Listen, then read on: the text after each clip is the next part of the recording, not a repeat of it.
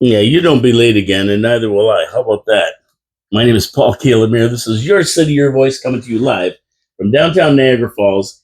And we're looking at the video here. And who's on that video? Well, it's the one and only Mike Cushman. Hello, Niagara Falls. Mike Cushman's in the studio, and Mike might have to get closer to the mic. Not surprising. I got a loud voice. Okay, well, that's good. We don't want to miss anything you're going to say because this is going to be an interesting show. And we want to make sure that we get it all. This time I have the mics on. You know, yesterday I was in the studio with Peter Dichter here, right? And it was funny because I'm watching his mic, and his mic was flashing green. And I'm going, why is his mic flashing green? I thought that it was running out of juice. And one would think it meant that everything's good. Yeah, but flashing green is not good. Solid green is good, like it is now, and both of them are working. So we should be getting on the video very good. But the flashing green means that it's on pause. So when we were hooking it up to wherever we hook it up to here on the cord here, it was paused, so it wasn't picking up anything. Luckily, my mic was picking up Peter too, so it worked out. But it wasn't as good as it could be. At the end of the day, we're in here. And we're going to be doing the show here today, and they're both on, so we should get Mike really well. Now, before we get into Your City, Your Voice on 4680Q here, I'll introduce, I don't know, did I introduce myself, Paul Calamere? If I didn't, yes, you did. You know who I am anyway. I'm the guy who everybody hates. We are going to just get into my sponsors because we have to give them a plug. Wild Bill's Auto Repair and Body Shop and Hamilton Glowstone Lighting. Listen, it's hot out there. Your air conditioning in your car has to work. Your cooling system has to work. Everything has to work. Make sure your brakes work. We want everything working the way it should be so that you don't break down on your way to a nice summer vacation with your wife and kids. Excuse me. You get in here and it's so stuffy in that, But anyway, you want to take your car to Wild Bill's. Ken Hunter, he'll take a look at it. He's going to throw it on his diagnostic equipment. He's going to make sure everything is A1, number one, running right. And you're going to be happy motoring this summer. No fooling around. So get down to Wild Bill's on Oakwood Drive right next to the Kia dealership. Tell Ken that Paul from Your City, Your Voice sent you, and everybody's going to be happy. And that's one. And we're going to get to my second sponsor halfway through the show here. So anyway, Mike, thanks for coming in. It's a beautiful, beautiful day out here. It's partly cloudy, probably 80 by now. Yeah, but it's been a nice, crisp morning. It wasn't too hot, so far, so good. So far, so good. So there you go, right? And it's a nice day if you're going to go for a swim. Yes. But it's not a nice day if you go for a swim when there's oil on top of the water you're going to swim in. So we got Mike in here today because we're going to go through this story about how he discovered this and what he found out. And the Ministry of the Environment and Coastal Protection, is that what's called? Ministry of Environment and Coastal Protection or something? And parks. Oh, and parks. Yeah. Ministry of the Environment. And MECP, Ministry of Environment and Conservation Parks. Conservation Parks. Okay, so that we got that right. You're going to have to get close to that there, Mike. Okay. If we can. There you go. I hope it's not blocking your face. Yeah, you can, as long as they can see you. I'm more worried about getting you in here because you're the star of the show. I'm just here moderating. But yeah, so give us the story about this. I mean, we see all these rivers now getting polluted, and we always talk about it. And people watch the Welland River because there's so many industries that have been along there in the past, right? And that's how you found the blob, right? And we'll talk about the blob in a minute, and then how you found what was happening today, and you watch it pretty closely. Yeah, there's a lot of people that kayak and canoe every day out there. The people that live along the river they live there because of that, right? And they found the sheen on the Welland River when they were kayaking, and they reported it to the Ministry of Environment on the 2nd of July. Well, that was not the Tuesday that just passed, but the Tuesday before that. So the 2nd of July, two people made two different reports to the Ministry of Environment. And then on the Wednesday, the Ministry of Environment went there and they could not find the source and they left. So they saw the oily sheen on the water, but they couldn't find out where it was coming from. Correct. And why couldn't they find out where it was coming from? It's not an easy thing to do if you're on the water, right? You got to be on a specific angle to see the sheen that oil even leaves, right? Sometimes if you're standing above it and looking straight down, you won't see it. But if you're standing down on an angle where the sunlight is reflecting the right way, you'll see the sheen. It all depends on the angle of the light coming in and things like that, right? So it might have been tough to see it. If there's a windy day where there's a lot of waves, very hard to find it on the water. It would dissipate fast. Yeah, it's a very difficult thing if there's any kind of a breeze or wind. So there's different factors that do make it hard to find. But again, if you know where all the entryways are from all the pipes and all the streams, then you could do it by process of elimination, because that's how I did it. Yeah, you just kind of trace your way back up the river. Yes. And when you know where everything is, then you can definitely search it out and get down to the one spot that's probably causing the problem. Yeah, there's several different streams that feed into the Welland River, and there's a lot of different pipes along the way too. And I know where all those are. So process of elimination, I did it. But the problem was the ministry went there on the Wednesday and then they left. So that oil was coming out on Thursday and Friday.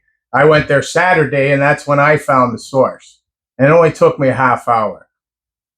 Now, there's a lot of boats that travel that river. How do you know it's not marine oil, like something from a boat? Because I've seen them leave pretty good slicks too. Because that dissipates pretty quick. And this was a constant, right? It was there over and over and over all the time.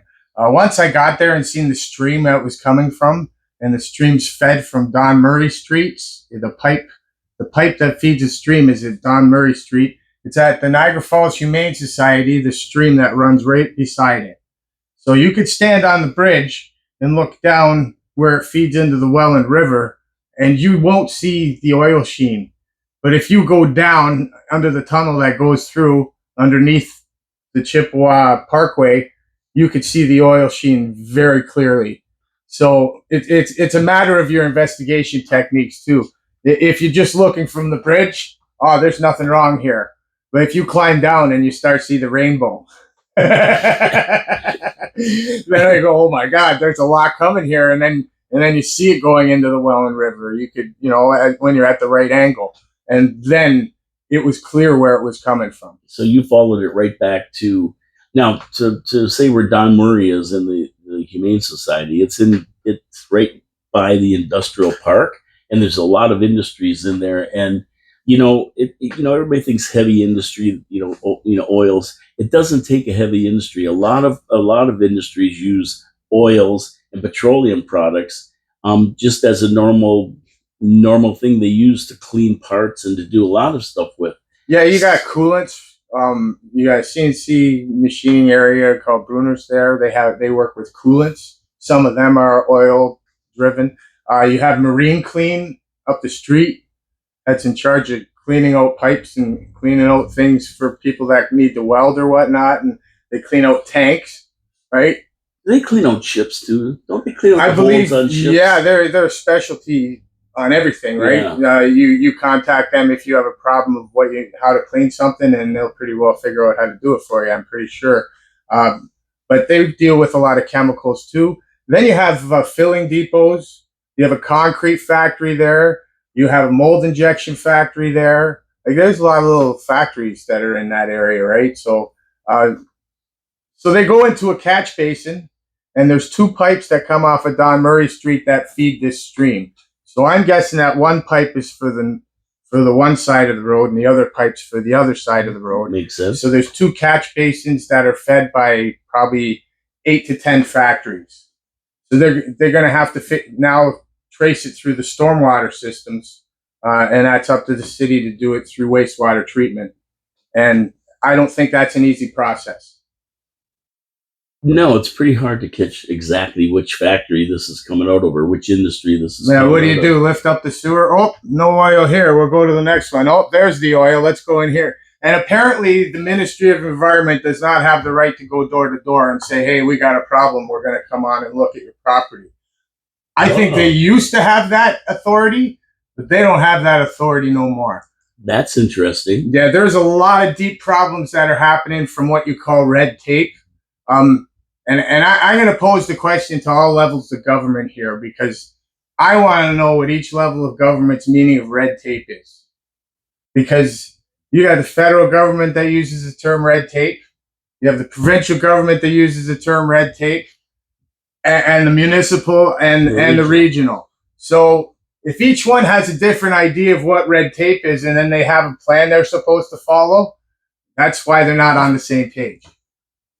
Well, see, that's what I was asking you this morning about what they consider an emergency situation. Like, is a little oil slick on the top of the water an emergency situation? Because you were asking about weekends. Are they open on weekends? Yes. And, you looked that up and apparently no.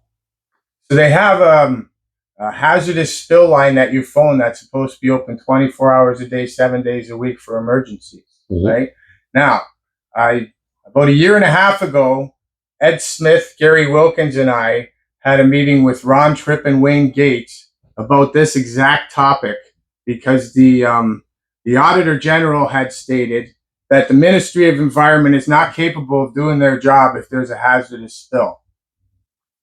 And that's insane because you tell spills not to happen on weekends. So you can't happen on weekends. So with the Auditor General's report and us having a meeting with Wayne Gates and Ron Tripp already, and then about a year and a half this happening, when I call the ministry on a Saturday and they don't show up till Monday to do their job, I pose the question, are they closed on weekends? Because a disaster doesn't recognize property lines. A disaster doesn't recognize timelines. They don't recognize, nobody's working on the weekend, so we're not going to do it this time, So there's a serious problem that I see here. And I went to the federal government now and I've asked them, I've posed a question to them that if the MECP are not doing their job or not capable of doing their job, because I don't think they have enough people to do the job, which means the people working there, it's not their fault. They're stuck with what they got, and this is how they got to work. They're on a 9 to 5 shift, and they don't work weekends. I'm sorry, when we're talking about the environment, that doesn't coincide with what their responsibilities are. No, because you're not going to plan spills for weekends. I mean, okay, we're going to spill on weekends when they're not there. Although that would be a great idea because nobody would come and look until Monday. Yeah, so the insanity of that idea, I feel that the public is in danger here. I think there's a real danger here because if the Ministry of Environment isn't capable of cleaning up a small oil spill on the weekend, what would happen if we had a large diesel spill? What would happen if we had something worse? Well, they must have emergency contingency plans for a large scale emergency. I mean, what happens if a SciTech blew up or something? I'm sure they would have some kind of. This is where my fear lies, and that's why I posed this question to the federal government, because I really believe that the cuts that have happened to the Ministry of Environment and other environmental agencies, for that matter, are so severe that these people are in limbo now.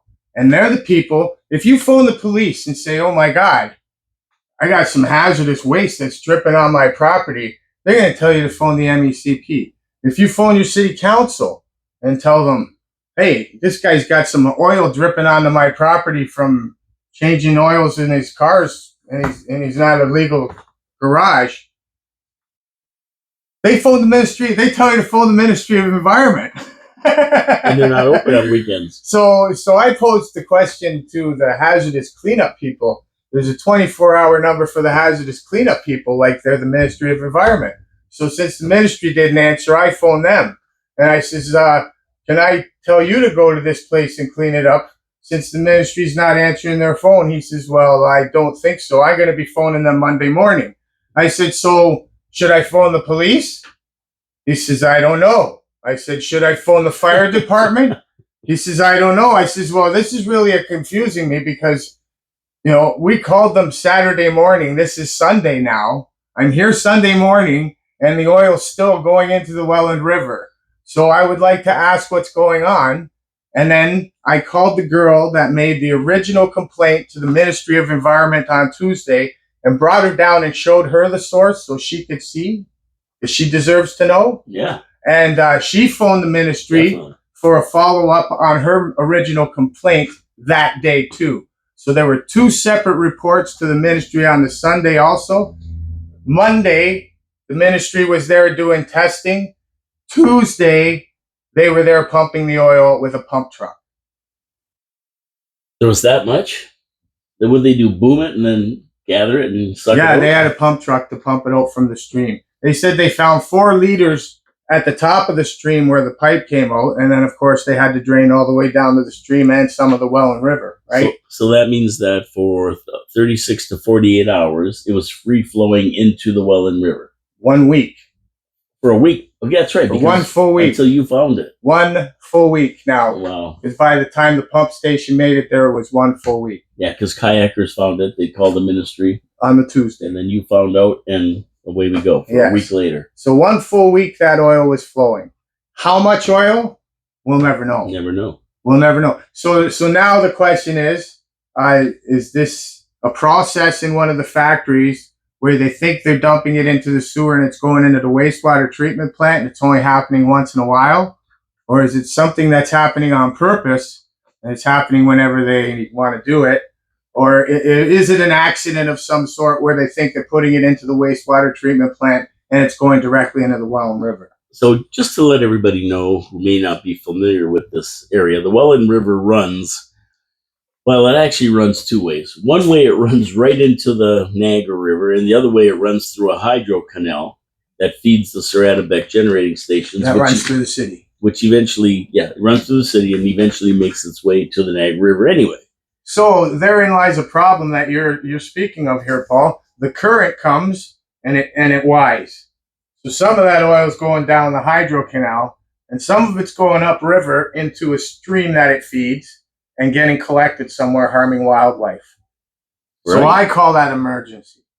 Other people don't refer that as an emergency, but it accumulates somewhere. And I call that an emergency because the wildlife is getting harmed, right? Once the wildlife's getting harmed, that's when I call it an emergency. Well, see, this is why I don't understand. Like, if you call the ministry, they should have people on board all the time, 24/7, to be able to come right away to where they're needed and take a look at it. This should at least dam it up. Yeah, at least they should have showed up on the Saturday and dammed it up and said, listen, we don't have the manpower to do it now. We're damming it up and we'll be back on Monday. That would have been sufficient. At least they've done the best they can. Right. They contain it. Yes. And going all over the place. So now it's had a week to go everywhere, including into the wetlands. I mean, these things all feed each other and they all play a part, and it gets caught in the wetlands, some of it. Yes. And like you say, it kills wildlife. Yeah. And if I had a boat, I wouldn't want that crap on my boat. That's for sure. Yeah. So everybody at the boat club would think, so who cares? Well, you might want to care when it gets all over your hull and starts eroding, because you don't know what it is. You don't know. It's an oil slick, but a lot of things make an oil slick. So yes, I've seen people with suntan oil make an oil slick when they jump in the water. Correct. There's different things that could cause that problem. That's why I don't want to say it's oil indirectly, but I do know smell, right? And it has an odor of oil. It wasn't a diesel. It wasn't a gasoline. I know that part, right? It wasn't a diesel. It wasn't a gasoline, but it was a petrol of some sort. Could have been a coolant. It's very possible it was a coolant. But they have taken tests, and testing even is so contaminated with other things. It's hard to isolate what's what, right? Yeah, exactly. So I pose 2 questions with the governments now, and the number 1 question is: the Ministry of Environment closed on the weekend? And if the answer to that is yes, we have 100 questions. Oh, that's a big problem. Because if the Ministry of Environment is closed on weekends because they don't have the manpower, then this province has been in peril for how long? This is a danger to the public. And I feel that that something has to be done. So I did make a formal complaint to the federal government. Now, have you heard anything back at all yet? Or No, but the last time I did that, then a federal officer eventually contacted me, and I hope he does because I have all the emails for proof of the timelines. I have the emails from the ministry and the emails from all levels of the city that show you the timelines. The city of Niagara Falls said that they started doing work on this on Monday. So that showed you that there was a 1 week pause here. Yes. So those cities started checking the wastewater treatment plant on Monday because they were informed by the ministry on Monday. Then that proves, because the original complaint was on the Tuesday, that proves the timeline. So if the federal officer ends up getting in touch with me, which I believe he will, I have all that for him. Can they take proactive measures and put a boom around the mouth of the rivers or these streams where they come in? Well, the second question I have is, this is the second time in 1 year I've caught stuff coming out of this pipe into the Welland River. It's the same pipe I found last year, and I was on your show for that one. Is that the one with the white? Yes. Yes, I remember that. It's the same pipe. It's the same pipe. Different company, I believe. We'll find out if it's the same company, but I believe it's a different company, but the same pipe. So 2 incidents within a year without monitoring it tells me that there might be more incidents than we know of. And I just can't imagine that something as sensitive as streams and waterways and in the Welland River and the Niagara River doesn't put up enough warning or concern that these guys just take a week to get at it. I mean, a weekend. Oh, sorry, we're closed or we're not coming. It just doesn't make sense. Well, we have other problems that are coming in our near future where they're proposing to put housing down here. They're proposing to put high density housing near the industrial area, which shows you before we even do it that this is a problem. So the question I asked is, can we shut this pipe down? Yeah, and then where do they take it? Into a treatment plant or into a wastewater treatment plant? There's going to be one right across the street from them soon. Well, that would be the best place for it to go. It's stormwater, and then it'd probably be a lot easier to deal with because, number one, it doesn't get into the river system. I mean, I'm sure alarms would go off if they saw this oily stuff coming. They can get at it right away. I bet you they would find it a lot quicker, too. Yeah, exactly. Exactly. But that's the question now. Since there's been 2 occurrences within 1 year, can we shut this pipe down or have it monitored? Right. Number 2 is, and that opens the question up of if you want to put high density neighborhoods near industrial part of Niagara Falls, these are the dangers that you're exposing people to, and you've been alerted before you even do it. And that's not to mention what's already in the ground. I mean, correct. You're seeing this new stuff, but what was there before? Correct. Right? So they're building on land that is questionable right from the get-go. And once they start disturbing it and digging it up, like across the street here, you see it seeping out of the sides. You see it moving, right? Once you disturb it, this stuff kind of moves around. Yes. And that doesn't bode well for any neighborhood going up there or the water systems for that matter. Those questions have already been posed to this city. I've posed those questions because I already know that they've found some things on that property while they've been digging. No answers have ever been given, but it is on record, and those questions are on record. The past practices of PCBs being known along Lions Creek and along the Welland River I've documented them at the meetings, and that's why we go. We go there to put things on record, so that if people do get sick, there is a way to hold them liable. You could go back to these meetings where people have warned them, and you could hold them liable for it. Well, that's good. Yes, that's a good thing. And sign it cover their butt. So many people ask me why I waste my time going to City Hall because I'm never going to win my argument. It's not about winning. It's about putting it on record for future people if they run into problems. That's the biggest issue that I care about. Once it's put on record, they can now be held liable. I don't even think they know that. Well, they might not. SciTech went there for the same reason. Exactly. At a meeting a little while ago, SciTech went there so that they could wash their hands of liabilities. Because once they warned the city, and the city doesn't listen to them, the city's liable, not SciTech. Yeah, and that makes sense. We've warned you. If you didn't want to heed our warning and you still built where we told you not to, Yes. then that's not on us. Yes. And that's where we are today. Our city is arguing with these people. Our city is so the people that showed up at that city council meeting are the experts that the Ministry of Environment used. That's what our city council doesn't seem to understand. The city council is going, well, we got reports from the MECP on this, and we got reports from the MECP on that. The people that just displayed something to you are the experts that the MECP use, which we should all find scary too. Because if we don't have anybody in governments that are our experts, who's really looking out for our health and well-being? You. Yes. Mike Cushman and Gary Wilkins. Which is not right. It shouldn't be on us. Right. It shouldn't be on us. But unfortunately, we've taken that on because of the knowledge we have. Right. Now, can you get a sample of this water with the oil in it and get it analyzed to see exactly what that sheen is?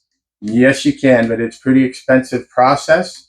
And from here to Ottawa to find a lab that you trust is a very difficult thing to do because big corporations like the Cyanamid splash their money at every one of them.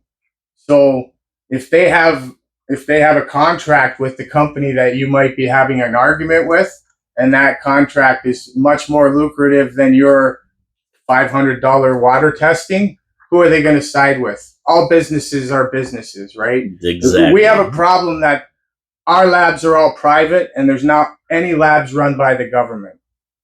We have a Niagara Regional Health that will tell you something's safe or not, and they don't know because they didn't do the testing. We have an MECP that'll come and tell you that something's safe, but the private sector chose the company they wanted to do the testing and gave the testing to the MECP to make their decisions.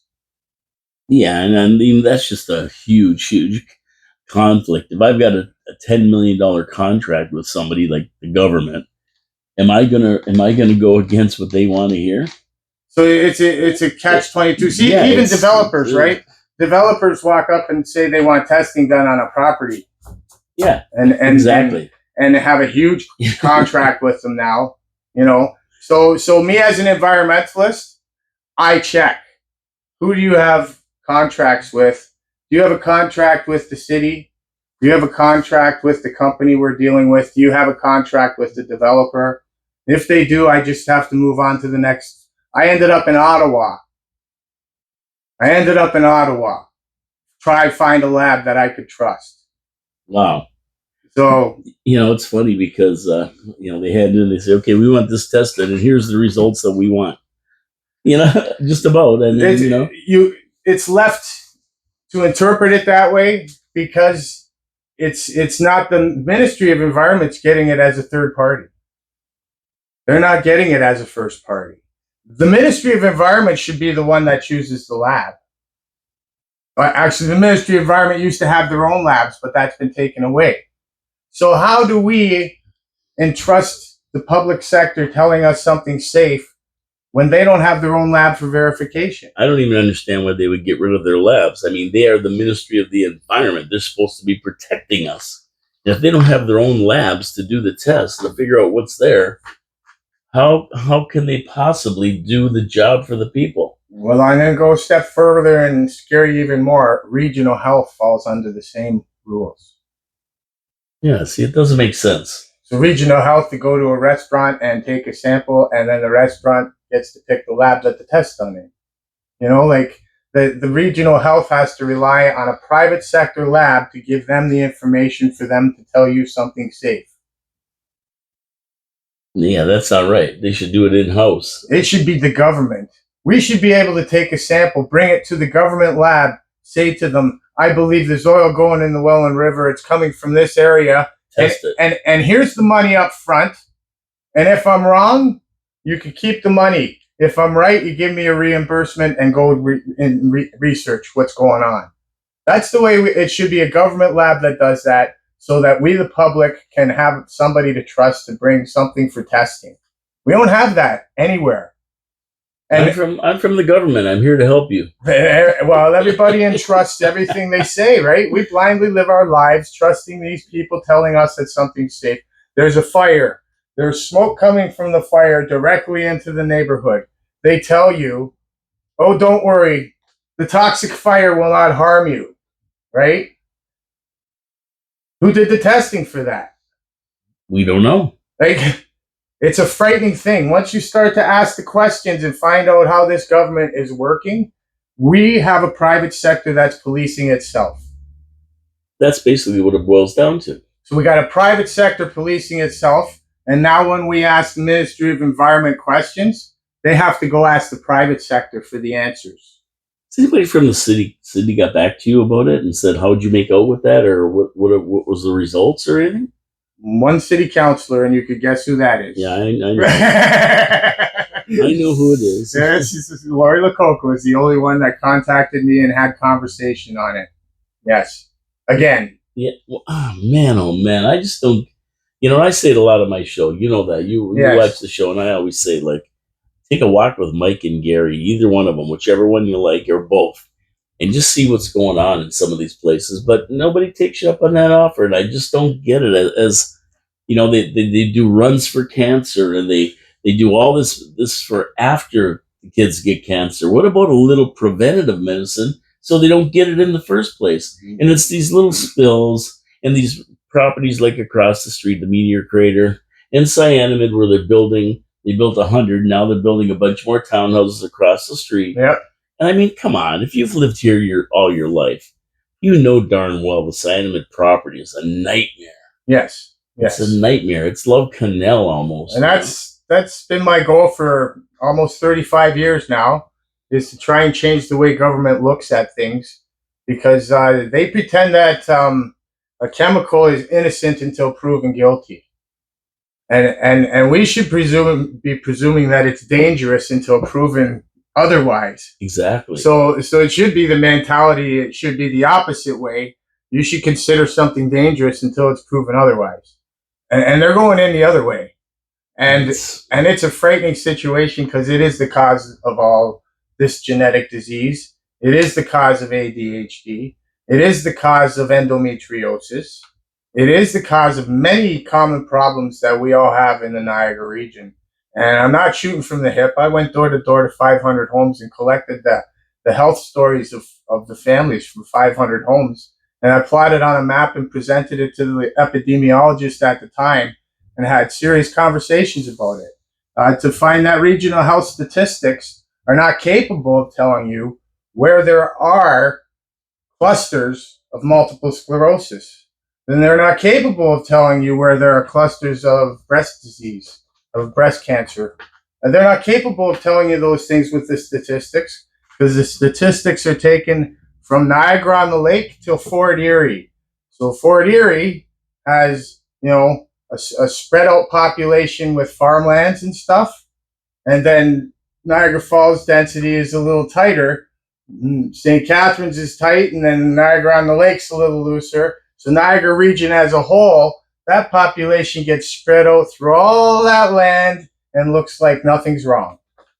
Yeah, but you get the pockets. Where'd you do your survey? What area of town? I did it at Silvertown, Bridge Street area, around the Cyanamid and Cynics Avenue. And I knocked on the doors and collected people's health problems that they had for people that lived there for generations. It was flabbergasting.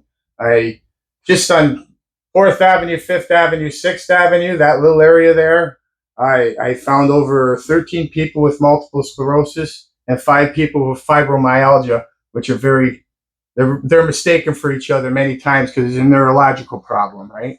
So in any part of the world, that's considered a huge cluster disease-wise, and you would send down all your scientists and try and find out what's causing that disease. But in Niagara region and Ontario, for that matter, and probably all Canada, but I haven't checked the other provinces, Ontario for sure, they cannot tell you with their statistics if there's any problems like that. And you got to think too that if you're talking to people, that were born, say, in the 30s, 40s, and there's these problems. Back then, they didn't even know what it was. Maybe like it was something. No, and those are So the they can't people. even tell you. Those are many of the people that had already passed away at 45 from a heart attack, from cancer, from heart attack, and they were already passed away. And it was the siblings that I was talking to, or the daughters and sons that I was talking to that were left behind. Right? Crazy. One lady had so many allergies and so many different ailments, and her story was so horrific. She was one of the ladies that emailed me her story. Actually, her mother worked at Cyanamid Welland plant. Her father worked at Cyanamid 4th Avenue. They used to drive chemicals back and forth in their car to each factory and everything. And they both died. Both her and her sister had multiple sclerosis. She was allergic to everything. Walked around with a mask on. Everybody thought she was the crazy lady on the street. But her story was horrendous, and her sister's story. And I received many of those stories. After I did that, I wrote a letter called "Remember the Cyanamid Dust," and I put it in everybody's mailbox and gave them a phone number and email to get a hold of me. And it was priceless information that I gathered. I had people that contacted me telling me where waste is buried, the arguments they would have at dinner table. Father would work at Cyanamid, mother would be yelling at him because her and the kids are sick. This is what puts the food on your table. Shut your cake hole. Yeah, right? No, exactly. And that was the supper time conversation. She said over and over again, right? And reality, right?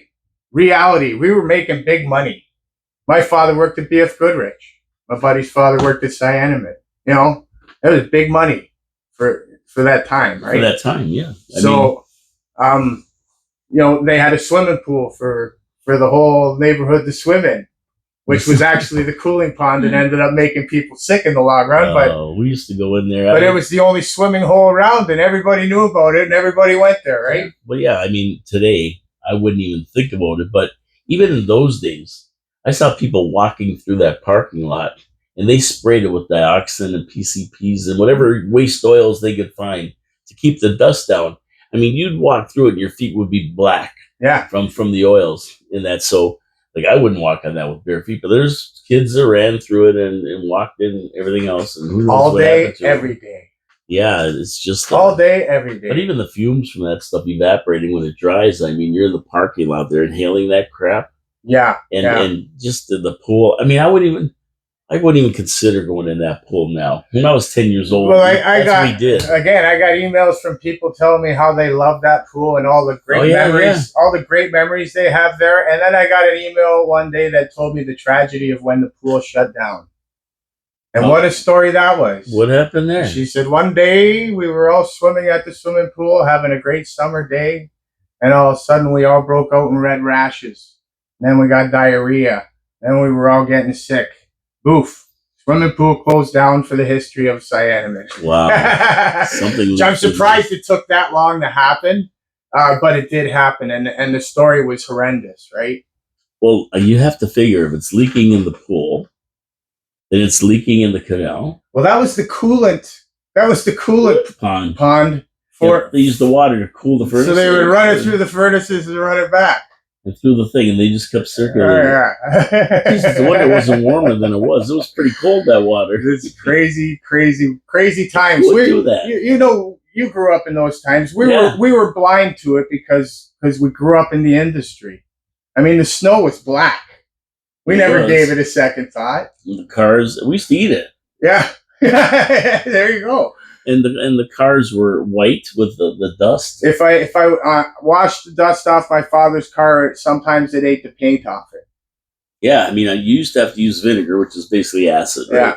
To get it off. You couldn't just wash it off with regular soap and water. My mom would have to see which way the wind was blowing before she put the clothes out to dry on the laundry line. Yeah, and if you had a white car, you really noticed it because all the metal in the air would turn into rust. Yes. You'd have all little brown spots. I don't know how many people took their cars to the dealership. So imagine you were breathing that 24 hours a day, 7 days a week. So not only that, remember the metal domes that were at General Abrasives? Yes. The corrosive gases coming out of the furnaces was so strong that they had holes in those metal domes in like 2 weeks. Unbelievable. Yeah. So again, So what do they do? imagine they ain't gonna, they're not gonna repair that over and over again. No. They just kept it up to make it look good, right? Unbelievable. So I got to give a plug to my second sponsor, Hamilton Glowstone Lighting. So if you've ever seen those houses all lit up, and they're green on St. Patrick's Day and orange on Halloween, red and green on at Christmas, you're probably looking at Hamilton Glowstone Lighting's work. They're the leader in permanent outdoor lighting. Yes, that's what they're going to do. They're going to come to your house, look at it, and they'll put up lighting you never have to put up and never have to take down. You don't have to climb ladders, none of that crap. And that's how people break their neck. Yeah. And if you're not inhaling the air, you're breaking your neck doing crazy stuff. So you don't have to do that anymore. They come, they match it to your house. You don't even see it in the daytime. You only notice it when it lights up at night, because that's when it's at its best, and it looks fantastic. All the joints are soldered. They don't plug in like your Christmas lights. No, they're soldered, and they're impervious to dust, moisture. You don't have to worry about them. 10-year warranty, LED lighting, so they're easy on your pocketbook. Seriously, these are really, really nice systems, and you control it from your phone. You want your house to be all orange, you just do it right on your phone. Did it? They're built in zones, so you can have different zones, which means on Canada Day you can have red and white. Very cool. It's very cool lighting. And at the end of the day, you got to get a quote. So you have to call Colin Buckborough at 289-969-1797. Now, Colin's going to come out to your house. He's going to give you an estimate. And then if you decide you want it done, he's going to put these lights up, and they're going to be spectacular. And if you really want to go Griswold, I mean, you want to do full-blown Griswold with Uncle Eddie coming to visit and everything, well, you can do it because they have financing and an approved credit, and they'll finance the whole thing. So you can go crazy if you want, or just get a nice string over your porch, whatever you want. They'll do it, and they can add to it after anyway if you decide you like it so much you need more. Anyway, Hamilton Glowstone Lighting, Colin Buckborough, 289-969-1797. Give them a call today. Get an estimate, free estimate, and make your house look great. It adds value to your house, and also safety, because it lights up your gardens, your pathways, whatever you want, your driveway. They can do everything with it. And if you just want to see some gallery pictures, see what it looks like, go to glowstonelighting.com. That's glowstonelighting.com. And you're going to see a gallery of different pictures and how these things work. Hamilton Glowstone Lighting. Tell them Paul from Your City, Your Voice sent you. Give Colin a call today. Anyway, Gary, so yeah, so this Welland River thing is we're going to follow up on that. I mean, I'll keep in touch, and we're going to follow up, and I'll tell them on my show what's going on with it. Sure. And what they find, and hopefully they get this solved and stop it, whatever's happening. But I'm glad to see at least they're down there and they're soaking it up, or blocking it off. And it's not going to go down any farther than it's contained right now, right? Yeah, contained as good as it could be until they find the source. Yeah. Doesn't it go under? Can it go There's under? Still a little bit of oil going into the Welland River.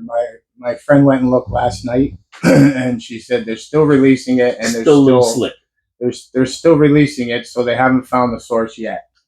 So, but again, the scariest part is if they're closed on weekends, then we're in danger.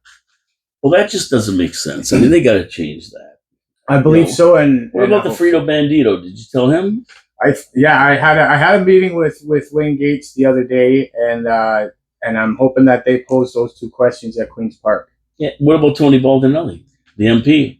He guided me to the Ministry of Environment for the federal government, which I had already made a complaint with. Exactly. See, this is the problem. When you don't have the ruling party, right, in your area, it's very hard for these guys who are, they don't have the ear of the leaders, and it's very hard for them to go up there and make a big case. Wayne Gates will stand up and yell and scream about stuff, but he gets no action. He's just, which is again my problem with party politics. Exactly. I really believe that if you put party before country, you're a traitor of your country. I think party politics should be abolished, and you should just be representing the people.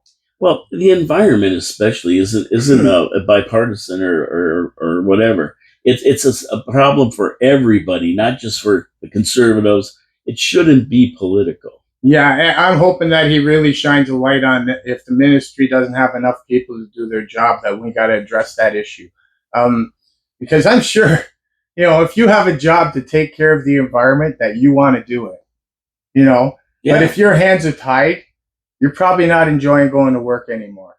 You probably got the dream job of your life, and now your hands are tied, and it's probably more stressful on you than you ever thought it would be. Well, sure, because Tony Baldinelli and Wayne Gates, right? Although they are elected officials, they really go up there and they can't sit down and have a head to head with people. Yeah, Like I think Rob Nicholson had a better shot because he was well respected and he had portfolios and everybody knew him from the number of years he was there. So, but these new guys and these other guys who never have power, they really have a hard time. Like it's hard for Wayne Gates just to call Ford up and sit down and talk to him. And even if he does, Ford says, "Well, what do I care about Niagara? Nobody there voted for me. yeah, Go talk to your Merritt Stiles and see what she has to say." Yeah, it's a huge problem. It is a huge problem for a Because lot of things. because guess what? We're still Canadian. They're still my neighbors, whether they're progressive conservatives, Right. whether they're liberals, whether they're NDP. They're still my neighbors. We still get along. Well, this supersedes. This is not the partisanship. United States where the Republicans and Democrats are at war. That's a civil war that's in the brew. We don't have that here, but No. but that seems to be the direction they want to go, because if you're going to ignore a guy that's elected to parliament because he's not in your party, it's still the constituents that sent him there. And they should be representing the people all around and have to accept the fact that you have to work with the NDP guy that was sent by the people. Anybody in parliament should have to work with each other no matter what party they're in, because they were sent by us. Right.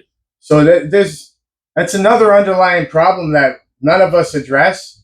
Party politics should be abolished, I believe. Yeah. Well, that would be nice. Yeah. But at the end of the day, there are things that should supersede party politics, like the environment and the things that affect everybody. Education. Yeah, education. Environment. Those were when we were younger. Healthcare. When we were younger, I used to brag about being Canadian. We got the best healthcare and we got the best education in the world.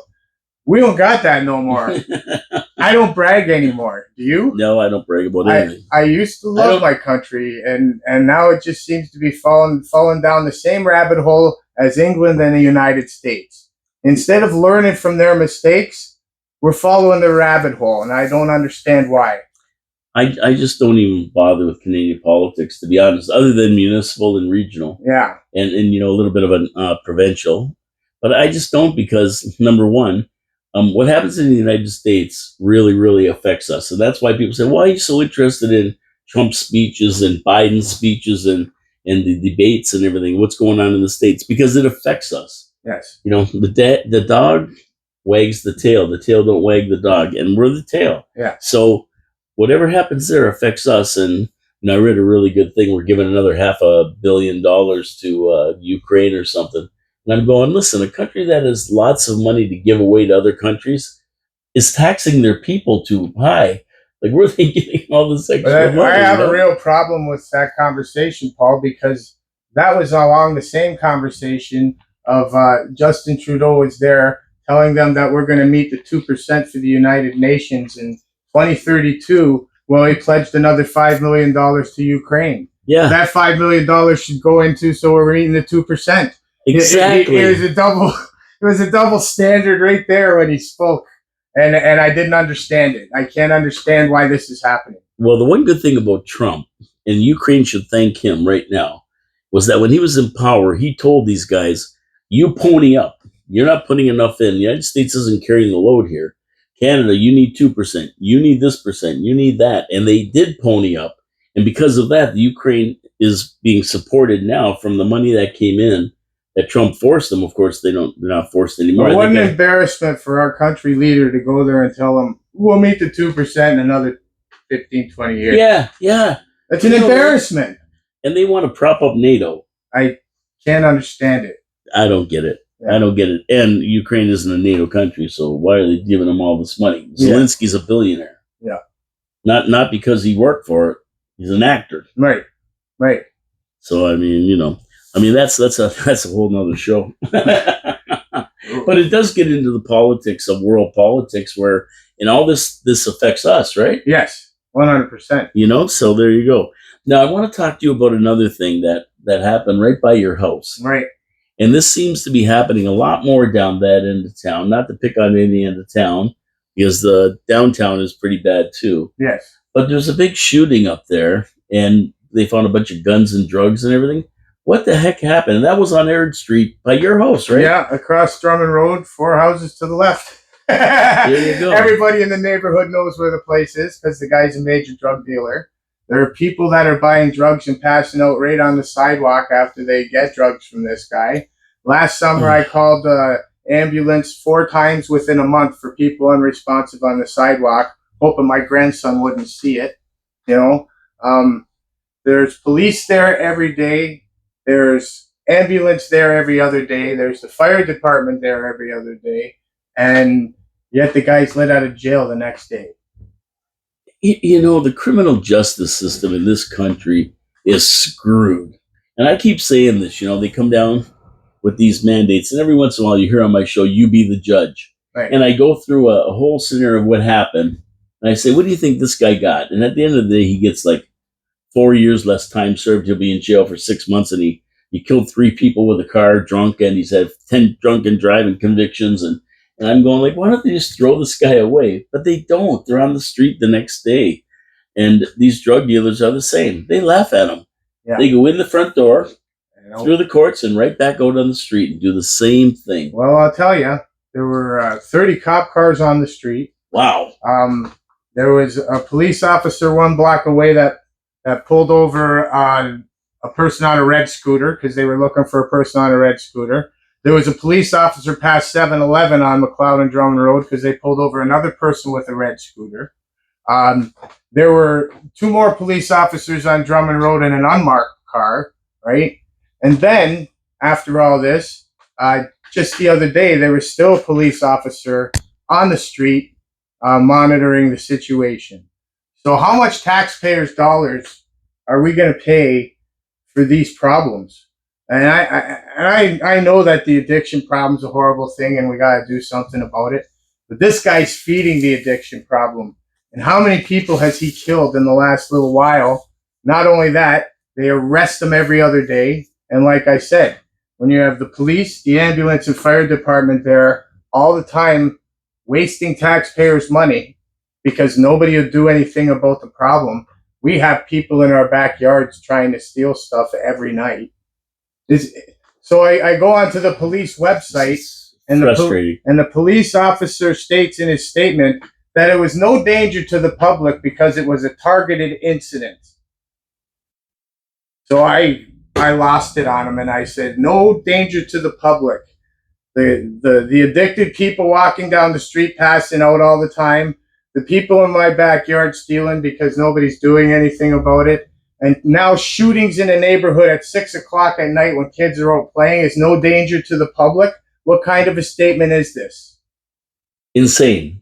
I can't believe he made that statement. It's insanity. It was a targeted incident, and it's no danger to the public. A gunshot was fired in a neighborhood where kids were playing at 6 o'clock at night.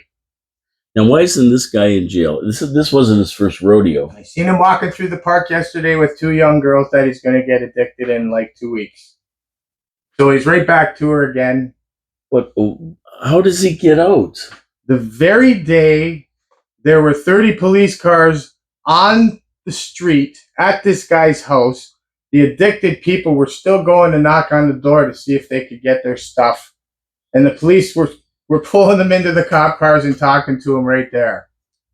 I swear to God that they do this on purpose to keep their jobs or something, because there's no other sensible explanation for There this. were 6 addicted people standing in the crowd watching, hoping that they could still get their stuff when the police left. They were waiting for the police to leave to see if they could still get their stuff. I know he's arrested, but do you got it? Yeah, it's insane what's going on here. And this is just like one house in one little neighborhood. These are all over the city. Yes. Like you said, you go to Tim Hortons on Victoria Avenue or walk through the library You walk down Lundy's Lane from Dorchester Road to Drummond Road right now, and you'll see so many addicted people. You're going to wonder what's going on. It's this zombie land. It's amazing. It's frightening, and there's no answer in sight right now. These dealers have to go away for 25 years. You got to clean the streets of the dealers and get rid of them. But the problem is that one guy goes, the next guy steps in, and they don't care. Yeah, and especially when you have lenient laws, that's when it really gets bad, because the problem is that they know they're not going to go away for a long time. So what do? Screw it. I'm making millions of dollars here, hundreds of thousands of dollars a week, or what do I care? Yeah. What do I give it? I couldn't care less. They'll put me away. I'll be on the street, and I won't be out of business for more than 24 hours. But the amount of money this one house is costing taxpayers is overwhelming. And I just, city budget. You want to save $1 million? Throw these guys in. Let's put these guys in jail so that we stop wasting our city money on ambulances, fire department, and police all the time. And addiction costs money. Yes. You have to deal with these guys all the time. And they're not working, right? They're off on disability. They aren't doing anything to help themselves, and there's no program in sight that they trust. Yeah, it's a sad situation, but it's the truth, and that's the way it's going out here. Yeah, in the streets. I know people. It's hard to believe if you live in a nice neighborhood, like Mona Patel said. There's no litter in my neighborhood. Everything's fine in my neighborhood. Well, you know what? Your neighborhood isn't the only neighborhood in the city. Like, people have to start driving around and waking up to what's going on in this town before they get up and tell us how great it is. I believe it's a great display of how they put blinders on and they're not paying attention to the outcome of their decisions. Yeah, really. And same with the Liberals and the courts. I was going to say that goes all the way to the federal, provincial, every level of government you could think of. Look at the price of houses and real estate are too high. Have you ever heard one politician say that? No. What they say is there's a shortage of housing. Well, I love when they say there's a shortage of affordable housing, which affordable housing is only affordable if you can afford it. There's no such thing as affordable housing today. Like, what we need is subsidized housing, some way to help people get in. Geared to income is the only way that it will work, because there's no affordable housing anymore. No, there isn't. And the thing is, they say, oh, well, we're going to build, we're going to put in 20 affordable units. Well, they're affordable is like if you make $150,000 in your household. Well, in Niagara Falls, I don't know a lot of people pulling in $150,000 between them. No, and if you work at the hotel industry or the casino or something, you're not making that, because it's not a year-round job anymore. No, you're making $40,000, $40,000 each or something like that. And I don't know a lot of people that are well into $100,000 a year jobs. The only ones I know work for the city and for the province and for the region. I even hear Dave Wheeler say his boys got jobs at $100,000 a year and they can't afford to buy a house. Where are they living to get that? They cannot afford to buy a house. They're not in town. No, probably not. I don't know where they'd be working. But they cannot afford to buy a house themselves. There you go. Even we had an MPP that was a provincial MPP that said the wages she was making, she cannot afford a house. So if that doesn't speak volumes, well, that she wants a raise. Yeah. She's bucking for a raise. Our $150,000, I just can't live on it. We need another $50,000 a year. I think she should slap her in the face that the government's doing something wrong here if you cannot buy a house at $150,000. I mean, I'd have two houses at that. It's crazy. Yeah. Anyway, Mike, we got to wrap this up. Pat Porter's going to come in. He's doing a show at 1:30, and I got to get all my equipment out of here and do it. But I thank you for coming in. It was very interesting, and we'll follow up on the Welland River. But ladies and gentlemen, Mike comes in every once in a while, tells us about something that's happening. But this is happening every day all over the place. Mike is a one-man show. He can't be everywhere.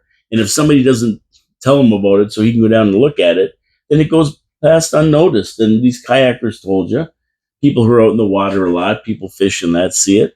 But this is happening all over the place.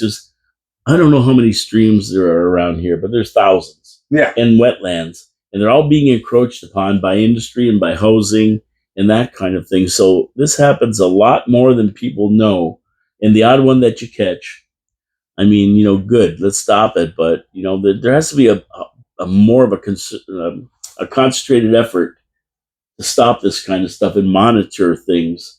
I mean, any streams that are coming out of an industrial area or a known contaminated area should be monitored all the time. Yeah, now that we've found that it's coming out of the same pipe, I believe so, 100%. Yeah, like that's the way to do it. Like, 50, 60 years ago, nobody really worried about it, and we didn't have the technology to do a lot of stuff we have today. Right. Today, we have the technology to do things. There's no excuses. Yes. There's no excuses that we have technology to be able to monitor this kind of stuff. And if we're going to entrust the private sector to police itself, they have to do a good job at it. Oh, exactly. And politicians got to listen. Yeah. You tell them something's contaminated, they should go out and look at it. That would be very good. It would be, instead of playing the game of ignorance and thinking that that's an excuse. And when you're driving down the highway speeding and the police officer pulls you over and you say, I didn't know the speed limit, does the excuse work? No. The lack of knowledge is not an excuse. You have the ability to find out. We're offering you the knowledge. Please take it. Yeah, that's all I can say, and that's the final word here. These guys got to get off the chairs at City Council, and they've got to go look at these places. They should be down there looking at that river. What the hell's going on here? It's their city too. It's their kids that are getting polluted and poisoned and everything by it. It's not just everybody else. So right now, I think it's on the city tab because it's their sewer until they find out who's doing it and can pass the costs on to that. So there you go. There's another thing that we got to think about. Hey, Mike, thanks for coming in. I really appreciate it. Thank you to all our listeners. Monday, we are going to do the City Council agenda review, so I'll be here on Monday at noon. Have a great weekend. My name is Paul Kalamir. I'm here with my guest, Mike Cushman. We were talking about the Welland River oil slick and other things. Have a great weekend. Have a great weekend, everybody. Don't forget to support our sponsors, Wild Bill's Auto Repair and Body Shop and Hamilton Glowstone Lighting. We'll see you later. Have a good weekend, everybody. Thank you, Niagara.